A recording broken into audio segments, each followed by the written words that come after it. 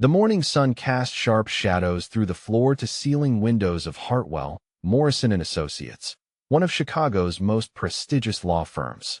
20 stories above the bustling streets, the conference room hummed with the quiet authority of men in $1,000 suits discussing million-dollar cases. At the head of the mahogany table sat Marcus Hartwell, senior partner, his silver hair perfectly styled and his voice carrying the confidence of someone who had never been told no. Before we dive deeper into this story of hidden truths and shattered assumptions, I'm curious about where you're watching from today. Are you someone who's ever worked in a corporate environment where appearances and assumptions rule everything? Drop a comment and let me know what state or country you're tuning in from. This story hits different when you've seen these power dynamics play out in real life. Elena moved quietly around the conference room's perimeter, refilling coffee cups and straightening already perfect stacks of documents. To anyone watching, she appeared to be exactly what her business cards claimed: office manager, a role that seemed to involve an endless series of administrative tasks that kept the firm's machinery running smoothly. Her dark hair was pulled back in a simple ponytail, her clothing professional but unremarkable, designed to blend into the background of a world where attention belonged to the lawyers. Marcus gestured broadly as he addressed the other partners, his voice filled with the kind of certainty that came from 30 years of courtroom victories. The case on today's agenda was significant even by their standards. Meridian Technologies, a software company worth $3 billion, was preparing to acquire a smaller competitor, and the legal fees alone would exceed $2 million. Marcus had been handling corporate mergers since before most of the junior associates were born, and his reputation for closing complex deals had built much of the firm's current prestige. As the partners discussed strategy, Elena continued her quiet work, occasionally pausing to listen when technical points arose. Her movements were efficient and unobtrusive, but there was something in the way she absorbed the conversation that suggested more than casual interest. When partner James Morrison raised concerns about regulatory approval timelines, Elena's pen paused over her notepad for just a moment before resuming its steady rhythm. The discussion grew heated when Morrison questioned Marcus's proposed timeline for filing with the Securities and Exchange Commission. Marcus leaned forward, his voice taking on the edge that had intimidated countless opposing counsel over the decades. He insisted that his approach was based on similar cases he had handled successfully, cases that had established precedents for expedited review processes. The other partners nodded, though Morrison still looked unconvinced. Elena finished organizing the case files and moved toward the door, but Marcus's voice stopped her. He turned to address the room with the kind of smile that suggested an amusing anecdote was coming. He explained that Elena had actually suggested they review additional precedents for regulatory timing, a suggestion he found endearing in its naivety. He told the partners that while Elena was excellent at managing schedules and keeping track of details, she sometimes forgot that legal strategy required understanding nuances that took years of courtroom experience to develop. The partners chuckled politely at Marcus's gentle mockery, and Elena's expression remained unchanged as she gathered the empty coffee cups. Her silence could have been interpreted as acknowledgement of her limitations, but there was something in the set of her shoulders that suggested otherwise. Morrison watched the exchange with mild discomfort, though he said nothing. After Elena left the room, Marcus continued outlining his strategy for the Meridian acquisition. His plan was aggressive, designed to fast-track approvals and minimize regulatory scrutiny. He spoke with the confidence of someone who had never failed at anything significant, whose reputation was built on a foundation of unquestioned success. The timeline he proposed would require perfect execution, but Marcus assured his partners that his experience made success inevitable. What the partners couldn't see was Elena in the hallway outside the conference room, standing perfectly still as she processed what she had just heard. Her notepad contained not just meeting minutes, but detailed observations about the regulatory challenges that Marcus's timeline would create. Her pen moved quickly as she wrote down case numbers and precedent citations that might prove relevant to the challenges ahead. The foundation was being laid for something much larger than a simple corporate merger. In rooms like this one, across law firms in every major city, assumptions about competence and capability were made based on job titles and appearances. Elena had learned to navigate this world by making herself invisible, by allowing others to underestimate her while she gathered information and understanding that would eventually prove invaluable. Marcus's confident presentation had impressed his partners, but it had also revealed the gaps in his knowledge that Elena had been quietly filling for years. The Meridian case would test every assumption the firm had made about who really drove their success, and the results would surprise everyone involved. 3 weeks into the Meridian Technologies acquisition, the complexity of the deal had expanded beyond even Marcus's initial projections. What had seemed like a straightforward merger now involved multiple subsidiaries across 4 countries, each with their own regulatory requirements and compliance challenges. The legal fees had already climbed to $4 million, and the case had attracted attention from the financial press as a bellwether for technology sector consolidations. Marcus thrived in the spotlight that followed major deals. He had given 2 interviews to legal publications and was scheduled to speak at an upcoming conference about strategic mergers. His confidence never wavered, even as the case files grew thicker and the regulatory hurdles multiplied. During partners' meetings, he presented each challenge as an opportunity to demonstrate the firm's sophisticated approach to complex transactions. Elena's days had stretched into 12-hour marathons of research and document preparation. While Marcus held court in client meetings and media interviews, she worked in the law library until the cleaning crews arrived, cross-referencing international compliance requirements and building timelines that accounted for every regulatory deadline across multiple jurisdictions. Her desk had disappeared under stacks of precedent cases, regulatory filings, and correspondence with foreign counsel. The breakthrough came on a Tuesday evening when Elena discovered a European Union regulation that could potentially delay the entire acquisition by 6 months. The regulation, buried in a recent amendment to competition law, required additional disclosure for technology transfers involving artificial intelligence components. Meridian's software included machine learning algorithms that would clearly fall under the new requirements, but Marcus's timeline had not accounted for the extended review process this would trigger. Elena spent the night drafting a comprehensive memo outlining the regulatory challenge and proposing 3 alternative approaches to address the timing issue. She included citations to recent cases where similar delays had been successfully navigated, along with contact information for specialized counsel in Brussels who had experience with the new requirements. By morning, her solution was sitting in Marcus's inbox along with a detailed implementation timeline. When Marcus presented the regulatory update to the partnership, he framed Elena's discovery as the result of his own careful analysis of international requirements. He explained to his colleagues that his experience with European regulations had led him to identify potential complications that other firms might have missed. The partners were impressed by Marcus's thoroughness, and several commented on his reputation for anticipating problems before they became crises. The firm's annual dinner provided Marcus with another opportunity to showcase his supposed mastery of the Meridian deal. Held at the Union Club, the event drew together partners, associates, and major clients for an evening of networking and mutual congratulation. Marcus held court at a center table, regaling listeners with stories about navigating complex international regulations and managing demanding clients. Elena attended the dinner in her capacity as office manager, ensuring that seating arrangements accommodated client preferences and that dietary restrictions were properly handled. She moved through the room with practiced efficiency, addressing small problems before they could disrupt the evening's careful choreography. Most guests barely registered her presence, treating her as part of the event's invisible infrastructure. During his formal remarks, Marcus couldn't resist sharing an amusing anecdote about the challenges of working with support staff who sometimes overstepped their expertise. He described how Elena had recently suggested researching obscure European regulations, as if such basic due diligence wouldn't have occurred to someone with his experience. The audience laughed appreciatively at the image of well-meaning but naive support staff trying to teach law to senior partners. Elena stood near the service entrance, her expression neutral as Marcus delivered his punchline.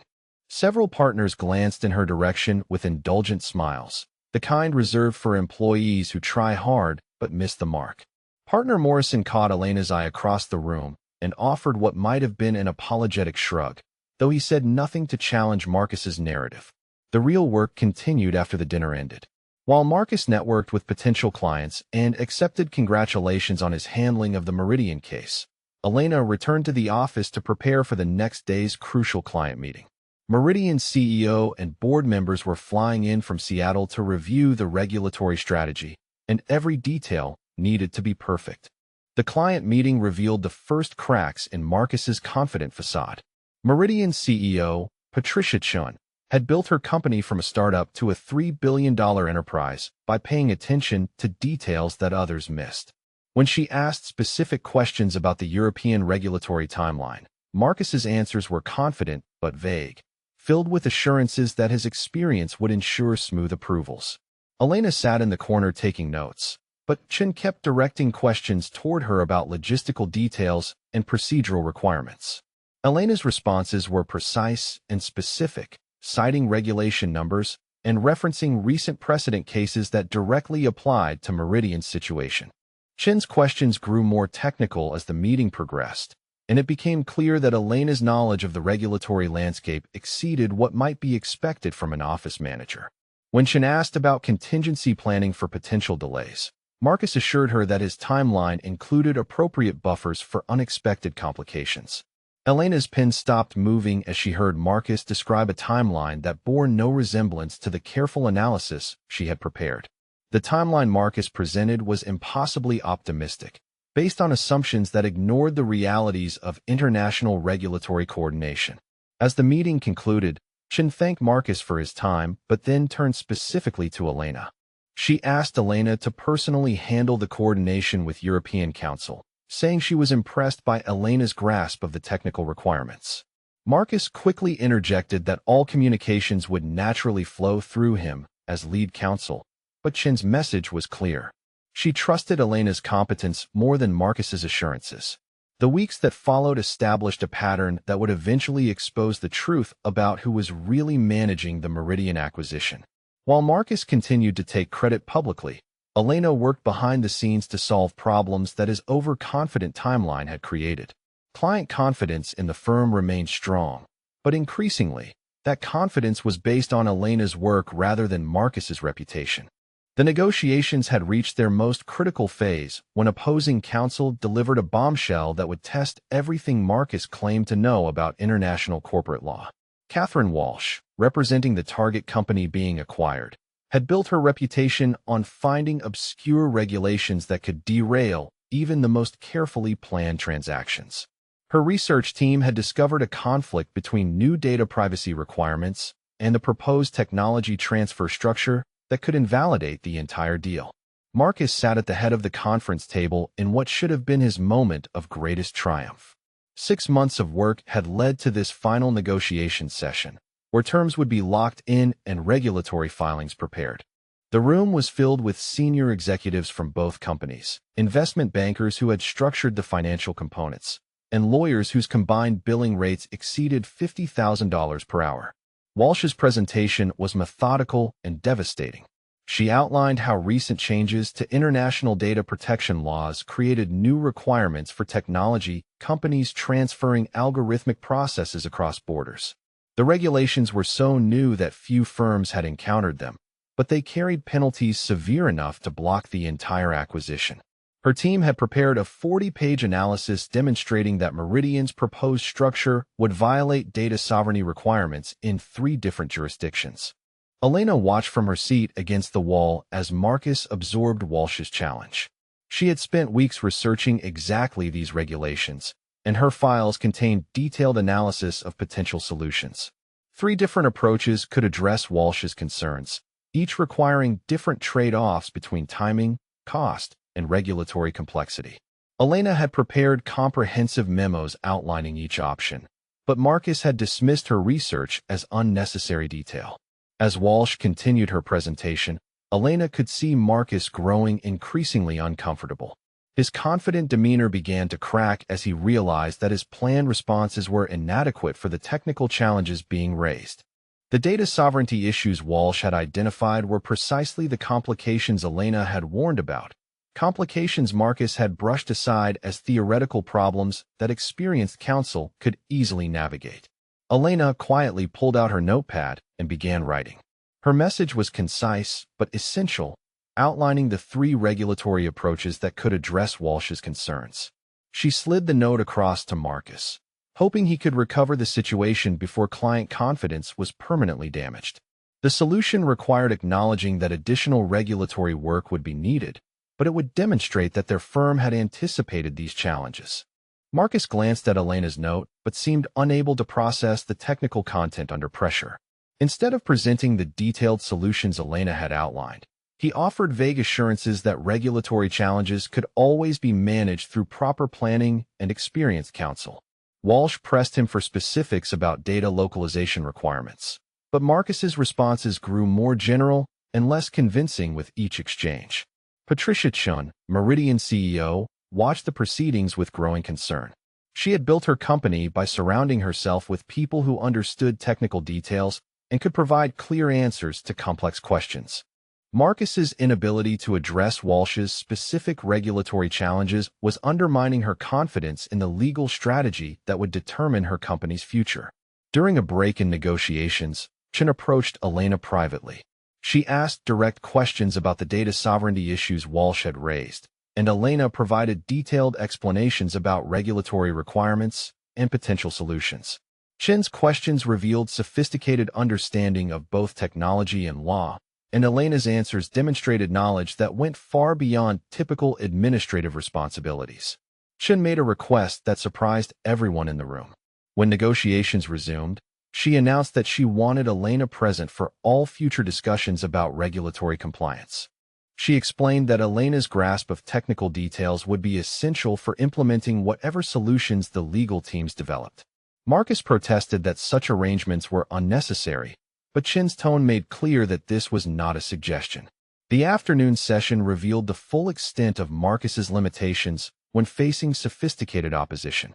Walsh had prepared follow-up challenges that built on her initial presentation, each one requiring deeper technical knowledge and more nuanced understanding of regulatory interactions. Elena continued passing notes with detailed responses, but Marcus seemed unable to translate her analysis into coherent arguments. The breaking point came when Marcus made a fundamental error about disclosure requirements that would have exposed Meridian to significant regulatory penalties. Elena immediately recognized the mistake and its potential consequences, but correcting Marcus publicly would have destroyed his credibility in front of the clients. Instead, she quickly drafted a note explaining the error and the correct interpretation of the regulation. Walsh caught Marcus's mistake immediately and began building her argument around the compliance problems it would create. Elena's note sat unread on the table as Marcus continued defending a position that was legally indefensible. The tension in the room became palpable as both sides realized that a critical error had been made, one that could jeopardize the entire transaction. Elena made a decision that would change the trajectory of her career. She quietly stood and approached Marcus, ostensibly to refill his water glass. As she leaned over, she whispered a correction that addressed both his error and Walsh's challenge. Marcus paused mid-sentence, clearly struggling to process the information Elena had provided while maintaining his authoritative presence. The recovery was awkward but effective. Marcus acknowledged that regulatory interpretations could be complex and suggested that additional research might be warranted before finalizing disclosure requirements. Walsh accepted this retreat, understanding that Marcus had been caught in an error but allowing him to save face in front of the clients. Chun observed this entire exchange with keen attention. Her experience managing technical teams had taught her to recognize when someone was getting help from a more knowledgeable colleague. The pattern of Elena's interventions and Marcus's subsequent course corrections was becoming impossible to ignore. As the negotiation session concluded, partners from Marcus's firm gathered to discuss strategy for the next day's final session. For the first time, Morrison openly questioned whether Marcus had adequately prepared for the technical challenges the case presented. The regulatory issues Walsh had raised were exactly the kind of problems that required deep expertise and careful preparation, and Marcus's performance suggested that preparation might have been insufficient. Elena remained in the conference room long after everyone else had left, organizing documents and preparing materials for the final negotiation session. Her work that evening would determine whether the deal could be saved, and whether Marcus's reputation would survive the revelation of his limitations. The final week before regulatory filing deadlines arrived with the crushing weight of unfinished business and unresolved complications. Marcus had scheduled a press conference to announce the successful completion of the Meridian acquisition, but behind the scenes, critical regulatory approvals remained uncertain and several compliance issues demanded immediate attention. The gap between Marcus's public confidence and the actual state of the transaction was becoming impossible to maintain. Elena arrived at the office before dawn to find a crisis waiting in her inbox. European regulators had raised additional questions about data localization requirements, questions that needed responses within 48 hours or the entire approval timeline would be pushed back by months. The technical nature of the questions required someone who understood both the software architecture being transferred and the specific regulatory framework governing cross-border data flows. Marcus's response to the crisis revealed the full extent of his disconnection from the case's technical realities. During an emergency client meeting, he assured Patricia Chun that regulatory questions were routine and that his experience with international transactions made delays unlikely. He spoke confidently about precedent cases and established procedures, but his examples were generic and failed to address the specific technical challenges the regulators had raised. Chen's patience finally reached its breaking point. She interrupted Marcus mid-sentence and asked him to explain exactly how Meridian's machine learning algorithms would comply with European data residency requirements. The question was specific and technical, requiring detailed knowledge of both the software being transferred and the regulatory framework governing its use. Marcus's response was filled with legal terminology but contained no actual understanding of either the technology or the regulations. Elena recognized that client confidence was about to collapse entirely. Without being asked, she stepped forward and began explaining the technical challenges in detail. She outlined how Meridian's algorithms processed personal data, described which regulatory requirements applied to different types of processing, and proposed specific architectural changes that would ensure compliance while maintaining functionality.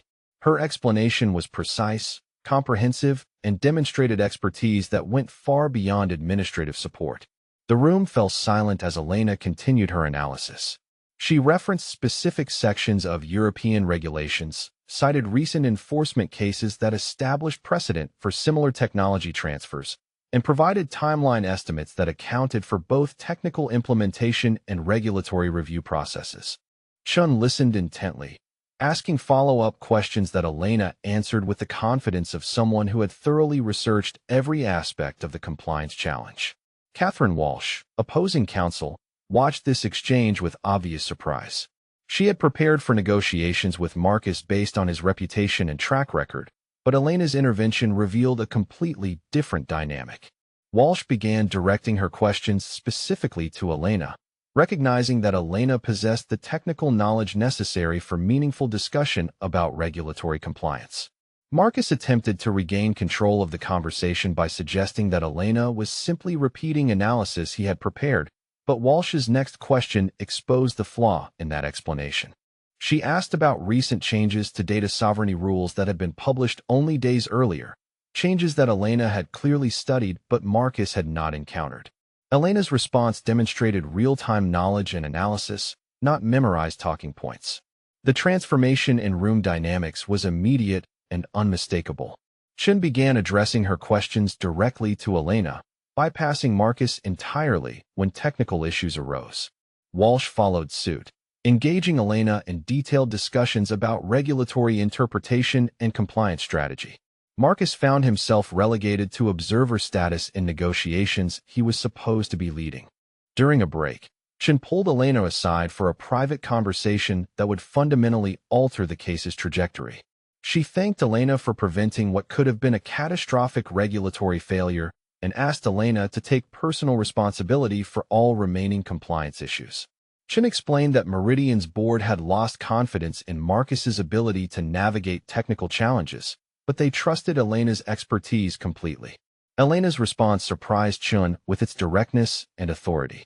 She outlined exactly what would be required to save the transaction, including timeline adjustments, additional regulatory filings, and coordination with European Council. Her tone was professional but commanding, the voice of someone accustomed to making decisions and taking responsibility for outcomes. This was not administrative support following instructions, but strategic leadership setting direction. When negotiations resumed, the new power structure was evident to everyone present.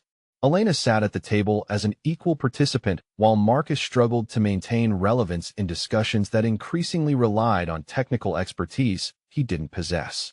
Walsh acknowledged Elena as her primary counterpart, directing complex legal arguments towards someone she recognized as capable of understanding and responding appropriately. Marcus made increasingly desperate attempts to reassert his authority, but each intervention revealed his limited grasp of the issues being discussed. When he suggested a compliance approach that would have violated recently updated regulations, Elena had to correct him directly to prevent client harm. The correction was delivered diplomatically, but left no doubt about who possessed accurate knowledge of current regulatory requirements. The partners watching from the sidelines could no longer ignore what was happening. Morrison took detailed notes as Elena managed complex negotiations that Marcus couldn't follow, let alone lead. Partner David Kim whispered questions to colleagues about how they had failed to recognize Elena's qualifications and whether other cases might have similar hidden dynamics. By the end of the session, Elena had effectively assumed control of the regulatory strategy, while Marcus struggled to maintain the illusion of leadership. Opposing counsel treated Elena as the primary decision-maker, clients deferred to her expertise on technical matters, and even Marcus's own partners looked to Elena for guidance on complex issues. Chen's final comment before leaving captured the new reality with perfect clarity. She announced that all future communications about regulatory compliance should be directed to Elena personally, as she clearly possessed the expertise necessary to ensure successful completion of the transaction. Marcus's objection that all communications should flow through lead counsel was met with polite but firm insistence that Elena's involvement was not optional. The foundation of Marcus's authority had crumbled in a single afternoon, replaced by recognition of Elena's superior competence and knowledge. The only question remaining was how long the firm could maintain the fiction that Marcus was leading a case that Elena was clearly managing. The quarterly partners' meeting arrived with perfect timing to expose the fundamental deception that had shaped Marcus's career at the firm. He entered the mahogany-paneled conference room with characteristic confidence, prepared to leverage the Meridian acquisition success into the managing partner position he had coveted for years. The presentation he had prepared highlighted his supposed mastery of complex international transactions and positioned him as the natural leader for the firm's continued growth. Marcus's opening remarks painted a picture of personal triumph over extraordinary challenges. He described navigating intricate regulatory frameworks, managing demanding clients, and coordinating with international counsel to achieve results that exceeded all expectations. His narrative positioned the Meridian case as the culmination of decades of expertise, an achievement that demonstrated his readiness for firm leadership. Partner Morrison had prepared differently for this meeting. The previous week's negotiations had raised questions that demanded investigation, and Morrison's research had uncovered information that would shatter every assumption the firm had made about their most successful cases. The documents spread before Morrison told a story that contradicted everything Marcus had claimed about his role in recent transactions. When Marcus concluded his presentation and formally requested consideration for managing partner, Morrison requested permission to ask several clarifying questions about the Meridian case. His tone was professional, but carried an undercurrent that suggested serious concerns about what had been presented. Morrison's first question was deceptively simple, asking Marcus to explain his approach to the European data sovereignty challenges that had nearly derailed the transaction. Marcus's response revealed the same gaps in knowledge that had become apparent during client negotiations. He spoke in generalities about regulatory compliance and international best practices, but failed to demonstrate understanding of the specific technical and legal issues that had required resolution. Morrison pressed for details about the solutions Marcus had developed, but the answers remained vague and inconsistent with the sophisticated approach that had actually saved the deal. Morrison then shared information that began dismantling Marcus's carefully constructed narrative. Background verification required for the managing partner position had uncovered Elena's educational credentials that had been deliberately concealed during her years at the firm. Elena Rodriguez possessed a Doctor of Jurisprudence degree from Harvard Law School, graduated magna cum laude, and had been licensed to practice law for 15 years before joining the firm. The conference room fell silent as partners processed this revelation. Elena, who had been treated as administrative support for her entire tenure at the firm, possessed legal qualifications that exceeded those of several junior partners. Her Harvard degree carried more prestige than Marcus's own law school credentials, and her licensing date indicated she had been a practicing attorney longer than some partners had been out of school. Morrison continued his presentation with client testimonials that had been gathered during routine satisfaction surveys. Patricia Chin's comments were particularly revealing, praising Elena's strategic thinking, technical expertise, and ability to navigate complex regulatory challenges. Chin had specifically noted that Elena's contributions were essential to the transaction's success, and that Elena's knowledge exceeded that of the senior partners she had worked with at other firms. Additional testimonials painted a consistent picture of Elena's competence and leadership. Multiple clients had praised her analytical skills, her ability to identify potential problems before they became crises, and her talent for developing creative solutions to regulatory challenges. Several testimonials specifically mentioned that Elena's involvement had been the deciding factor in choosing to continue working with the firm. The most damaging revelation came from opposing counsel Catherine Walsh, who had submitted an unprompted letter praising the firm's handling of the Meridian case. Walsh's letter specifically credited Elena with the sophisticated regulatory strategy that had resolved data sovereignty issues, noting that Elena's expertise had impressed both Walsh's team and the European Council involved in the transaction. Walsh had assumed Elena was a senior associate or junior partner based on her knowledge and authority. Morrison's investigation had uncovered communication records that documented Elena's actual role in recent transactions. Email threads showed Elena developing legal strategies, coordinating with outside counsel, and managing client relationships while Marcus focused on business development and public relations. The pattern was consistent across multiple cases, with Elena handling technical aspects while Marcus claimed credit for outcomes. The smoking gun was a series of legal memoranda that Elena had authored over the past 2 years. These documents demonstrated sophisticated analysis of complex legal issues and revealed Elena as the architect of strategies that had generated millions in fees for the firm. Marcus had presented these strategies as his own work during partnership meetings, taking credit for analysis that required expertise he clearly didn't possess. Partner David Kim raised the obvious question about how Elena's qualifications had remained hidden during the hiring process. Morrison's research revealed that Elena had been hired during a period when Marcus controlled recruiting for support positions, and that her resume had been edited to emphasize administrative experience while downplaying legal credentials. Marcus had specifically requested that Elena be classified as office manager rather than attorney, claiming that her legal background would be useful for administrative coordination. The picture that emerged was one of deliberate deception designed to exploit Elena's expertise while denying her appropriate recognition and compensation. Marcus had systematically claimed credit for Elena's work while ensuring that her contributions remained invisible to partnership evaluation processes. The Meridian case was simply the most recent example of a pattern that had enriched Marcus's reputation at Elena's expense. Morrison concluded his presentation with a question that crystallized the ethical issues the firm now faced. Given Elena's actual qualifications and demonstrated contributions to the firm's success, how could the partnership justify maintaining the current arrangement?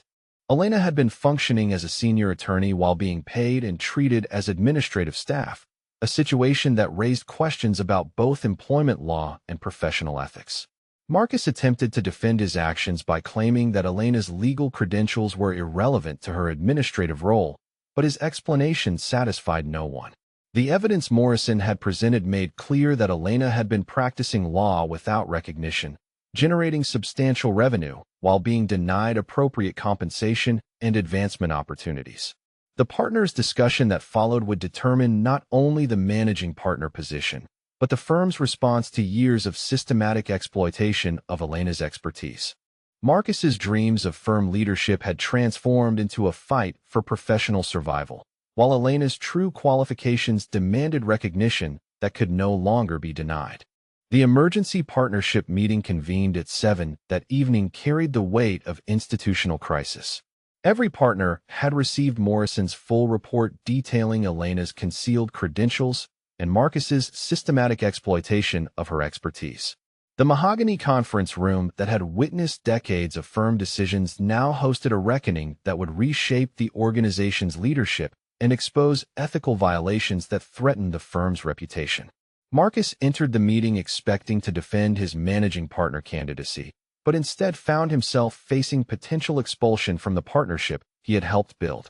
The documentation Morrison had compiled painted an undeniable picture of professional misconduct spanning multiple years and involving millions of dollars in legal fees generated through Elena's hidden contributions. Elena arrived with materials that would complete Marcus's professional destruction. The leather portfolio she carried contained copies of every legal memorandum, strategic analysis, and client communication she had authored while being credited as administrative support. Her documentation was methodical and comprehensive, prepared with the same attention to detail that had made her invaluable to the firm's most important clients. Partner Kim opened the meeting by reading communications from 3 major clients who had become aware of the firm's personnel situation through industry contacts. Patricia Chen's message was unequivocal in its support for Elena and condemnation of the firm's treatment of their most valuable attorney. Chen's company represented over $5 million in annual legal fees, and her message made clear that continued business depended on Elena's proper recognition and advancement. The second client communication came from Global Dynamics, whose complex merger Elena had managed while Marcus claimed credit publicly.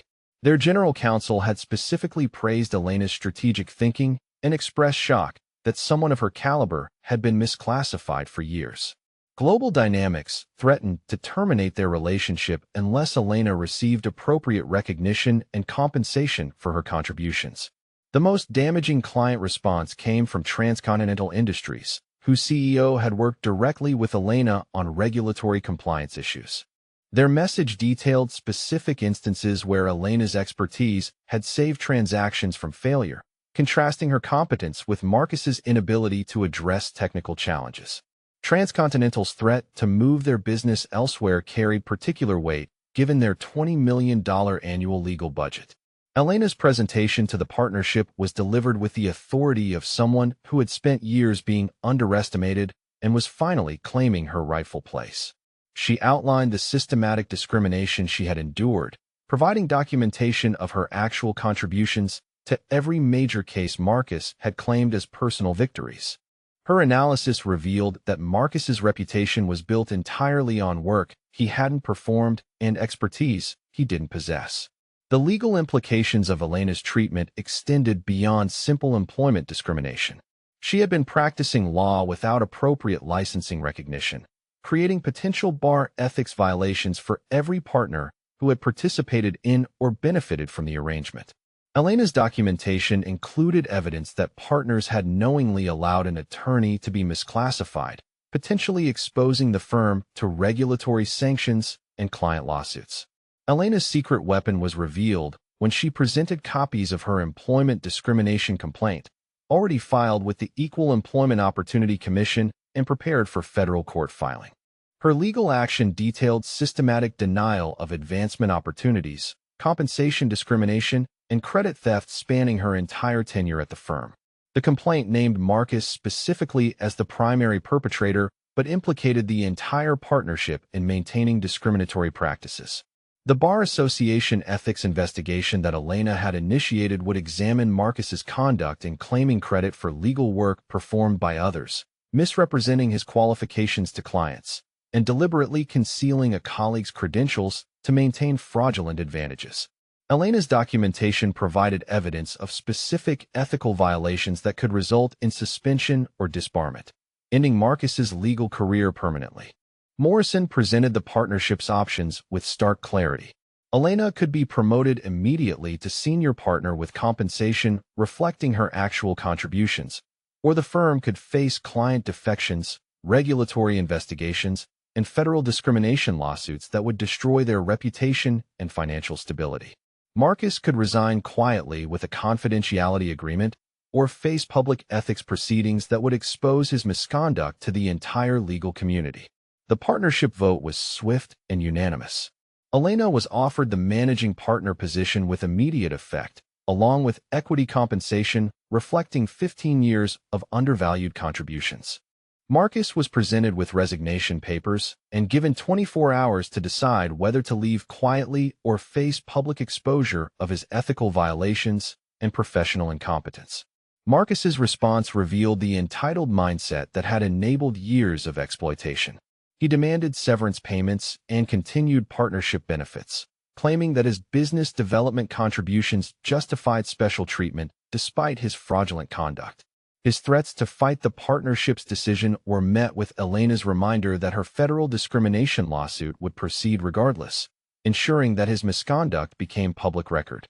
Elena's transformation from invisible support staff to firm leadership was completed within 48 hours of the revelation meeting. Her first act as managing partner was implementing policies to ensure that no employee would ever again be denied appropriate recognition for their qualifications and contributions. Her second action was personally calling every major client to assure them of continued excellence under new leadership. The legal community's response to Elena's promotion was overwhelmingly positive, with several publications featuring her story as an example of hidden talent finally receiving deserved recognition. Her Harvard credentials and sophisticated case work impressed colleagues who had never encountered her during Marcus's tenure, and referral business increased significantly as word spread about the firm's new leadership. Marcus's resignation was announced tersely as a decision to pursue other opportunities, but industry insiders understood the reality behind his departure. His attempts to join other prestigious firms were unsuccessful as references from his former partnership proved lukewarm at best. His legal career effectively ended when the bar ethics investigation concluded with findings of professional misconduct that made him unemployable at any reputable firm. 6 months later, Elena had transformed the firm's culture and substantially increased both revenue and client satisfaction. Her mentorship program ensured that talented attorneys received recognition regardless of their backgrounds, and her strategic vision attracted new clients who valued competence over connections. The firm's reputation had never been stronger, built on actual expertise rather than fraudulent claims. Marcus's new reality was a small practice handling routine corporate filings and basic transactional work.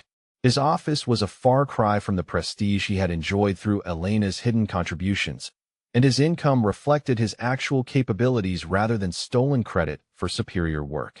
The contrast between his former prominence and current limitations served as a daily reminder of how arrogance and exploitation had destroyed his career. Elena's final victory was personal as well as professional. During a recent Harvard Law School alumni event, she was invited to speak about overcoming workplace discrimination and achieving leadership despite systematic obstacles.